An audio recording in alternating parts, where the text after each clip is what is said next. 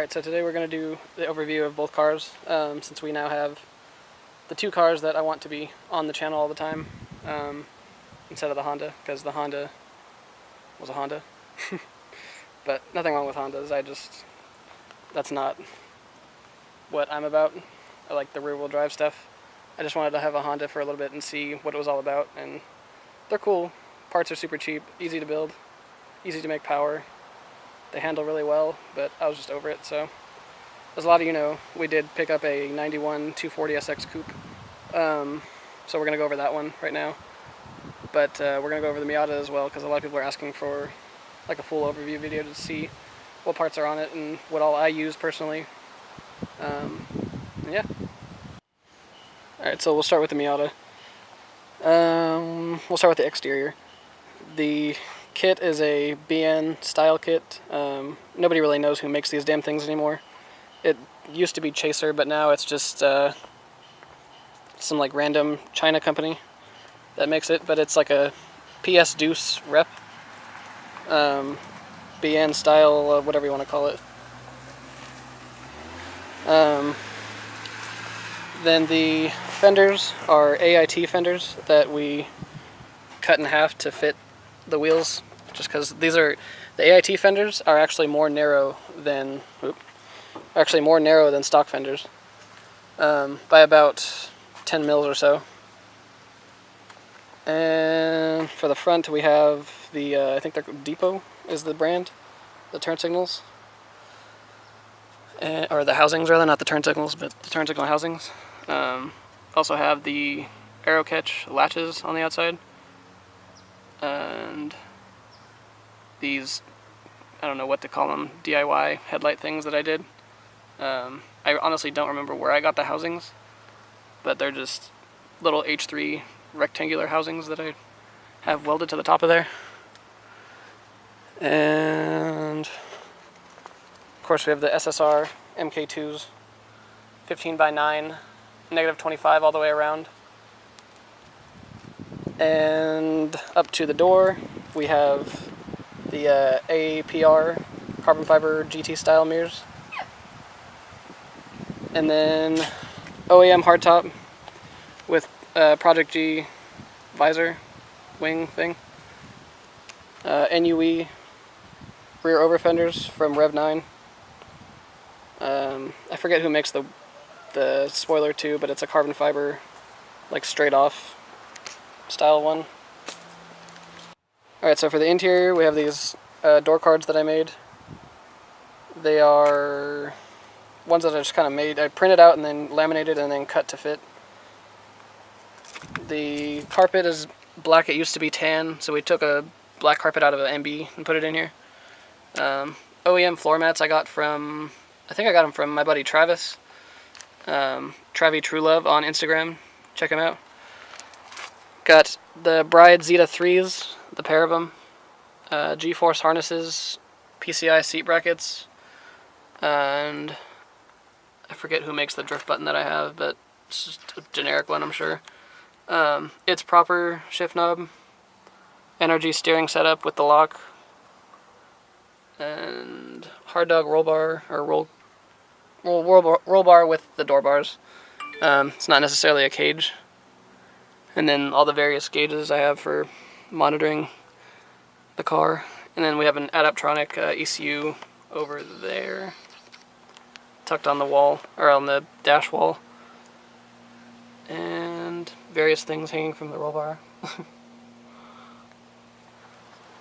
Alright, so under the car, we have Megan Easy Streets with Swift Springs, and Super Now tie rod ends, I-Concept tie rods, with the rack spacers, and our Indigo Garage Super Knuckles. You can kind of see them, the pink bits up there. And the spring rates, I don't know if I already said them, but they're 20K front and 18K rear. And I don't know if you can see it, but there's a Racing Beat trans tunnel brace under there, Racing Beat sway bars. Our super end links from Indigo Garage as well. Static 9 frame rail braces. What else? Racing Beat rear sway bar. The sway bar brackets also, and the sway bar brace. And oh, we have our super ball joints up there as well on the upper control arms. And yeah. Alright, onto the motor. It's a 1.8 BP bottom end. It's from a 95, which is what the car is. And then the top end is from a 99 or 2000 NB. It's the BP4W head. And let's see, we got the Tota cam gears, Gates racing timing belt, the blue one, it's supposed to be extra strong, whatever. TL blow-off valve, Zap aluminum radiator, TL wastegate, Godspeed turbo, engine air filter, Mishimoto intercooler. Let's see. Oh, the Flying Miata cast manifold, custom downpipe, NGK wires, NGK plugs in the 5 heat range ones, custom DIY, whatever you want to call it, catch can, manual boost controller back there, which I need to get a different one because that was also a DIY thing, but it's not working very well. And 16 PSI radiator cap. And the exhaust is, like I said, the custom downpipe to a Racing Beat test pipe to Racing Beat mid pipe to a custom exit. And I believe that is all. And then all the wiring for the various gauges like we saw on the interior. And then the fans are wired in parallel to a switch, so when I flip the switch, everything just turns on. And yeah. Oh, and then also we have the XCD clutch master and slave with the 949 Racing dual twin disc setup with the straight shot line from MiataRoadster.net, I think it is. And oh, also the Garage Star water pump pulley down there. And I believe that is it. And then here's the exit that I was talking about. Got that done at Ralph's Muffler here in Fontana, California. Well, not here, but a couple cities over in Fontana, California. And yeah. Well, I like that angle. Yes. No. His fingernails. Oh, he's so cute. Oh my gosh. Let's go buy one. No cats. Please? No cats. I'm allergic. Get allergy pills? Oh, that sticker's peeling off. Alright, and here's the newest addition to the Indigo family. It's a 91 Nissan 240SX coupe. And it's relatively clean it's a good starting point, but it is automatic, unfortunately. But we have most of the parts to get it switched over. And we're going to be painting the roof black. And then the rest of the car will stay red for the most part. Gonna try and get these dents out and stay stock body for as long as I can. But we'll see how long that lasts, just because I'm a big fan of the whole wide body thing. It's gonna get the D-Max clear tails at some point. I'm sure it'll get a kit at some point. We're thinking the Supermade Instant Gentleman right now, just because I love the look of the front bumper. The dash is absolutely awful. Supposed to be getting another one tomorrow off a guy from Craigslist. The seats are not too bad, but again, they're still gonna get replaced. That one's gonna get a bucket seat. This one, I'm just gonna try to get a stock replacement, or if I can find a cheap bucket seat for this side too, that'd be cool. Yeah, 5-speed swap. KA is gonna be staying for as long as it can, the dual cam. Gonna weld the diff on this one just to have the same kind of setup I have on this, just because I'm so used to the way a welded diff feels.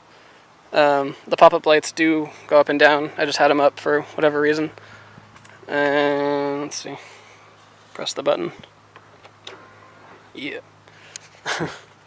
And let's see if I can reach the hood latch. There we go. Take a look at this hella stock KA. Ooh. Valve cover's painted red. It's pretty nice, but it's dirty right now. I need to wipe it off. But yeah, besides that, pretty much stock. It's got the Megan tie brace, whatever you want to call it, strut tower brace. Besides that, we've done a lot of maintenance to it: air filter, plugs, wires, cap rotor, O2 sensor, fuel filter, all that stuff. We need to get a new overflow because that's from the previous owner. That's just awful. Should never be a thing. And yeah, and we also have the DC rear strut bar in the trunk, but we don't need to show that. It's already been shown on Facebook and stuff. But yeah, this is mostly just, this will be the same thing as the Miata. It's like a daily build that gets drifted. This will be more so daily than that one, obviously, just because it's a little less obnoxious for the time being. So we'll see how long it lasts, and then we'll need to buy another daily. And yeah, getting rid of the Civic soon since it's back to stock. Any parting words? Please don't record me. Please don't record you. Why not? Zoom in on the face. No. That's racist? I said I'm sleepy. Oh, I was like, what? Alright.